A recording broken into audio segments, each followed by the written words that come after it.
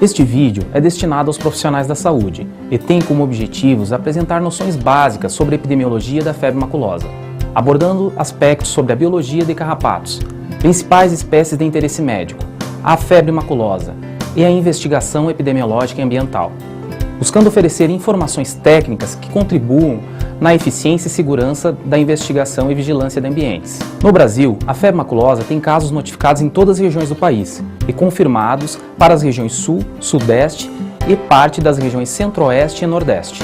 Os casos têm ocorrido principalmente em áreas rurais, urbanas e de transição.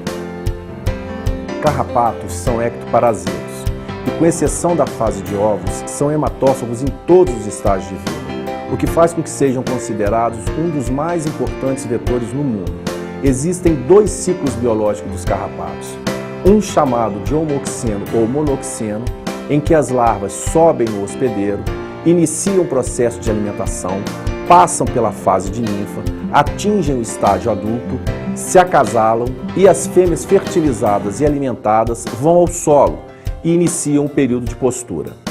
Após a incubação, as larvas eclodem e um novo ciclo se inicia. A especificidade parasitária e o fato de permanecerem a maior parte do tempo sobre o mesmo hospedeiro leva ao maior potencial para a formação do ciclo enzooótico de doenças, especialmente da febre maculosa. Boófilos micrópolos ou Rhipcephalus micrópolos, também conhecido como carrapato do boi, e Anocentur nitens ou Dermacentur nitens, conhecido como carrapato tropical do cavalo ou carrapato da orelha dos equinos, são espécies comumente encontradas nesse ciclo. O outro ciclo biológico é o chamado ciclo heteroxeno. Neste ciclo, as larvas livres no ambiente sobem no hospedeiro, se alimentam, descem, passam para a ninfa, sobem novamente no hospedeiro, se alimentam, descem, passam para adultos e, na maioria das vezes, machos e fêmeas buscam um novo hospedeiro, onde se alimentam e acasalam. As fêmeas engurgitadas vão ao solo, fazem postura, as larvas eclodem e o novo ciclo se inicia. Este ciclo permite uma maior presença de estágios livres no ambiente, aumentando a possibilidade de contato com o homem, especialmente de carrapatos com menor especificidade e maior antropofilia, o que pode permitir a formação do ciclo epidêmico da febre maculosa. Rhipcephalus sanguíneos e espécies do gênero Amblyomma estão, no Brasil, particularmente envolvidas neste ciclo. As espécies de carrapatos de interesse médico variam de acordo com o bioagente veiculado. No caso da febre maculosa, algumas espécies já foram assinaladas como importantes para a transmissão de riquétias. Assim, por exemplo, Amblyomma cagenense, hoje considerado um complexo de espécie, é parasito de diferentes hospedeiros. Está amplamente distribuído em ambiente antropizado e é apontado como o principal vetor de riquétias na região sudeste do país, a área com maior número de casos e a grande maioria dos óbitos. Entretanto, outras espécies podem estar envolvidas na transmissão para o homem. É o caso, por exemplo, de Amblyomma aureolatum, espécie comum em canídeos em áreas com boa umidade, temperatura elevada e ambiente mais preservado, como matas e regiões de bordas de matas. Em outras regiões, como parte da região Sul e Nordeste, Amblyomma ovale, espécie comum em canídeos na fase adulta e em pequenos mamíferos nas fases imaturas, é potencialmente vetor da febre maculosa, evidenciando uma grande diversidade de carrapatos no ciclo da febre maculosa no Brasil. Os carrapatos são transmissores de agentes etiológicos de diferentes doenças. No Brasil, a febre maculosa é a doença de maior importância para a saúde pública, por apresentar elevada letalidade e acometer a população economicamente ativa. Por esse motivo, é doença de notificação compulsória imediata ao Sistema Único de Saúde, sendo de responsabilidade dos profissionais da saúde a notificação e investigação de casos suspeitos e ou confirmados da doença. A febre maculosa é causada por bactérias intracelulares gram-negativas, do gênero Rickettsia.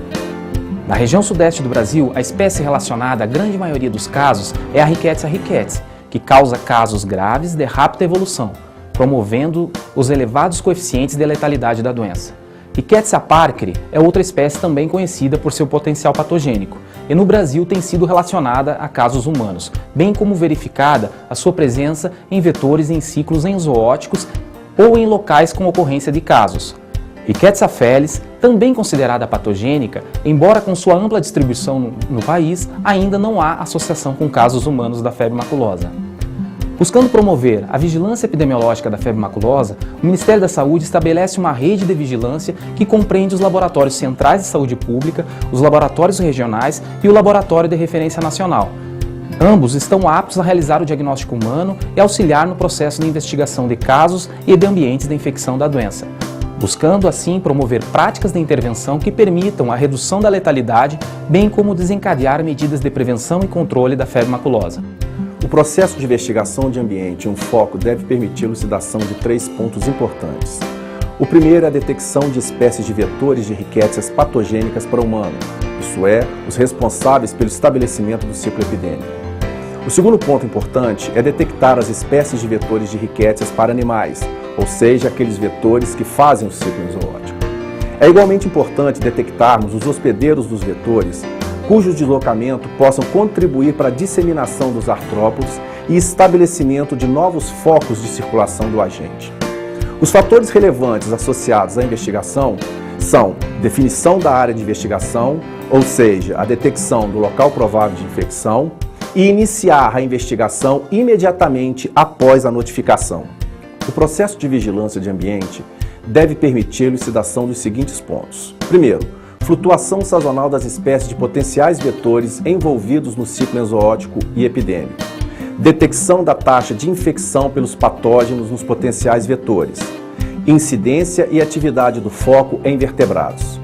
Os fatores relevantes associados à vigilância estão relacionados principalmente à periodicidade das coletas, à ampliação da área de investigação e à implantação da vigilância em áreas sem casos confirmados, mas com indicadores epidemiológicos, como, por exemplo, áreas públicas onde se reúnam animais, carrapatos e humanos. Dessa forma, tanto na investigação de casos como na vigilância de ambiente, o método de obtenção de informação se dá através da coleta de vetores em hospedeiros e no ambiente, bem como na coleta de sangue nos hospedeiros.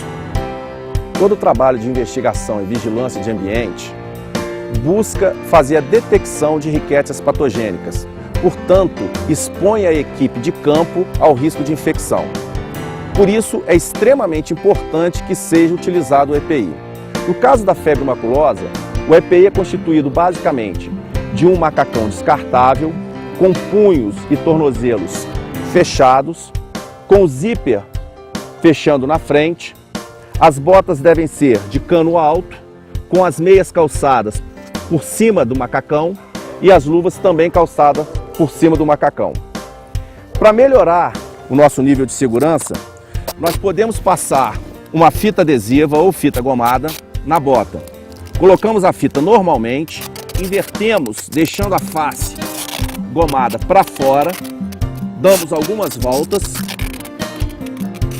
e depois retornamos a fita para a posição normal, fazendo a vedação final. Caso o carrapato tente subir, ele vai acabar ficando aderido na fita. A fita é importante para mais duas coisas. A primeira é, se nós estivermos numa área com alta infestação e você tiver uma grande presença de larvas pelo corpo, você pode simplesmente retirar essas larvas utilizando a fita. Além disso, caso o macacão rasgue, você pode usar a fita também para fazer a vedação. Toda vestimenta de segurança deve ser de cor clara e sem bolso. Pessoas de cabelo comprido devem manter o cabelo preso. Em caso de vegetação alta, como essa, e vento, deve ser usado capuz, como o Divino está fazendo. Esse é um local que possivelmente tem carrapato, devido às folhas que estão no chão, devido à presença das capivaras nesse local. Os nossos companheiros Cícero e o Donadon vão instalar uma armadilha nesse local.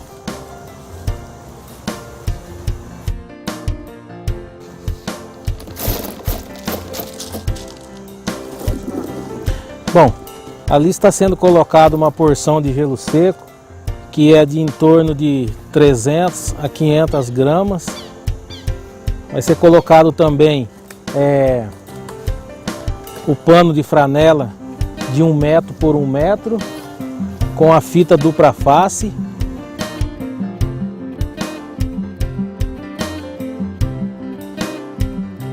Eles tiram porque é a parte colante que fica exposta. Quando o carrapato sobe no pano, fica grudado nesse local.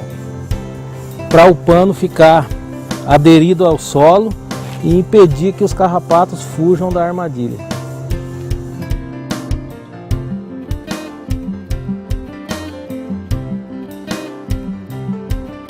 Desta forma, a armadilha já está pronta, instalada. Agora nós vamos aguardar um período que é de em torno entre 1 e 2 horas. Já podemos observar que o local, quando tem grande infestação de carrapatos, só no colocar o gelo seco, os carrapatos já começam a ficar agitados e colocando o pano de armadilha já começam a subir no pano. Os carrapatos se movimentam em cima do pano porque, como o gelo seco está por baixo e o gelo está expirando, então para os carrapatos é um simulado, então eles estão procurando alguma coisa como se fosse um ser vivo. Depois que nós instalamos as armadilhas, existe um período entre 1 e 2 horas para se retirar definitivamente, mas isso não é necessário que a gente fique esperando para capturar os carrapatos. Durante esse período nós fazemos uma movimentação em que a gente já vai coletando os carrapatos, colocando no frasco para impedir até que alguns fujam. Vão ser contados no laboratório, identificado as espécies, identificar se existe bactéria presente nos carrapatos. Agora nós vamos recolher a armadilha. Cícero e Dona Dom vão estar mostrando como que é a técnica de recolhimento. Nós sempre procuramos recolher o máximo de carrapato com a pinça. Quando o pano infesta, aí a gente dobra o pano, coloca em um saco transparente e leva para a nossa base. Bom pessoal, aqui nós vamos demonstrar a técnica do arrasto. O Cícero e o Dona Dom vão puxar esse pano de 1,20 m por 80 de largura sobre as blaquiaras. Cada 2 metros, 3 metros, eles param, dão uma olhada. O carrapato que subir no pano, eles coletam com a pinça.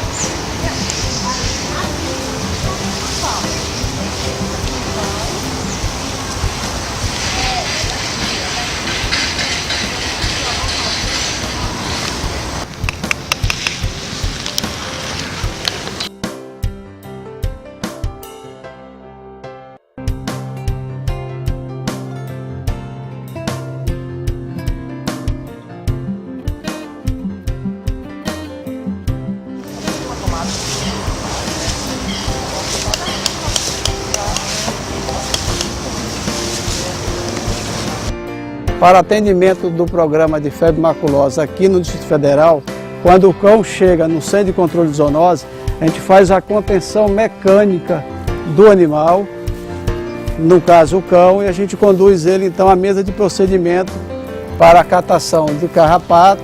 Aí a gente vai observar em diferentes pontos do corpo do cão. Após colocar o cão sobre a mesa, a gente no centro de controle faz a identificação do cão. Então o cão tem o nome de fubá, é um cão adulto de cor preta. Em seguida então a gente vai fazer a catação do carrapato. Começamos então pelas regiões onde os carrapatos normalmente gostam de ficar, né? Então o conduto auditivo, aparentemente não tem. Em seguida vamos para os dígitos, né? Aqui nós encontramos um carrapato adulto. Para tirar a gente tem que pinçar firmemente o hipostômago. A gente faz um giro de 90 graus, retirando o carrapato, coloca no álcool isopropílico, identificado. Então a gente vai fazer o garroteamento na pata direita, fazer a asepsia, com álcool a 70, né? Em seguida vamos usar uma seringa estéril, né? E coletar o sangue. Sempre com o bisel para cima, né? Uma furadinha, fubá. Então a gente coleta 3 ml a 5 de sangue.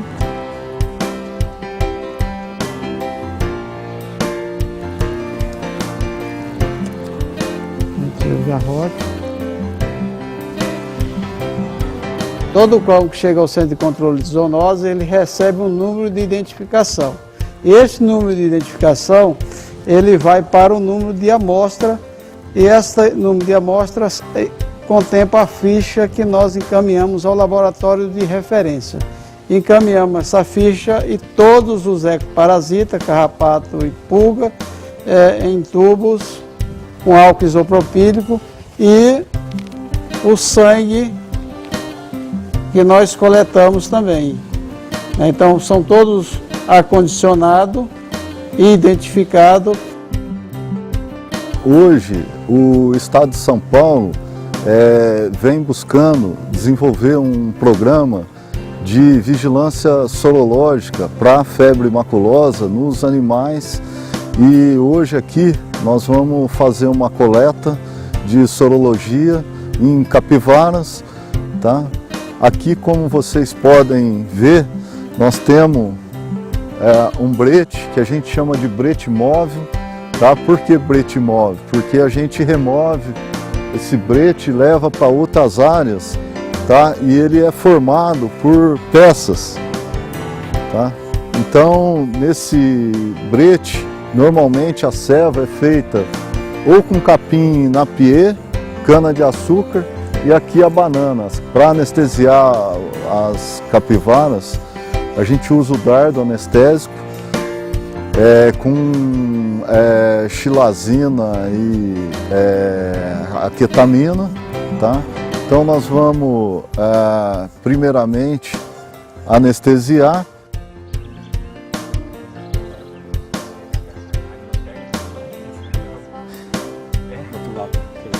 Normalmente a gente tira um tubo com uma faixa de 5, 6 ml de sangue de cada animal. Após a coleta de sangue, agora a gente faz a coleta de todos os carrapatos. Então a gente vai tirar. Aí, para fazer a retirada, a gente torce bem o carrapato para evitar quebrar a peça bucal e hipostômica do carrapato. Vai torcendo até ele soltar. Normalmente, capivara, o que mais tem na nossa região é 2 espécies, é o Amblyomma dubitato e o Amblyomma sculptum. Normalmente, esse soro a gente traz à centrífuga a nível de campo. Aí a gente centrifuga, já tira o soro e só transporta o soro. E os carrapatos vão nos frascos dentro da caixa de pesquisa. Vamos conhecer agora o laboratório onde identificamos os principais vetores de febre maculosa. Como estamos presentes no ambiente laboratorial, é muito importante que a gente utilize um equipamento de proteção individual, neste caso um jaleco e luvas calçadas até cobrirem as mangas. Aqui vocês podem observar que as bancadas são essenciais para acomodarem tanto os microscópios quanto as lupas. Para a identificação dos carrapatos, é muito importante utilizar uma placa de Petri com álcool isopropílico, para que seja preservado o material genético para futuros estudos moleculares. Aqui estão representados os estágios evolutivos dos carrapatos: macho e fêmea, ninfa e larva. A eficiência para o controle da febre maculosa é baseada na identidade das espécies de vetores que fazem um ciclo enzooótico epidêmico, assim como na identificação do nicho de maior concentração desses vetores. O controle no ambiente deve ser feito seguindo a legislação vigente, especialmente para a utilização de produtos químicos. De forma geral, A utilização do arrasto, armadilha de CO2 ou de carbonato de cálcio, bem como a aspiração e limpeza do ambiente, são suficientes para esse fim. No hospedeiro, o controle deve seguir sempre a orientação profissional. Entretanto, a catação e a escovação, bem como a utilização de produtos químicos, também podem ser utilizadas. Como forma de prevenção para a febre maculosa, recomenda-se evitar o contato com carrapatos ou áreas infestadas. Caso isso não seja possível, é recomendável a utilização de repelentes, de roupas claras com mangas longas, calças compridas e calçados fechados, com a meia cobrindo a parte inferior da calça. Os serviços de saúde deverão orientar a população sobre os principais sinais e sintomas da doença e a necessidade da procura de atendimento médico caso o indivíduo venha a ter contato com carrapatos e ou manifestações clínicas da doença. Cabendo ao profissional de saúde a notificação imediata do caso suspeito. Nas áreas com presença de carrapatos de interesse médico, cabe aos profissionais de saúde alertar sobre a possibilidade da ocorrência da doença. As orientações dadas à população são a base para a prevenção.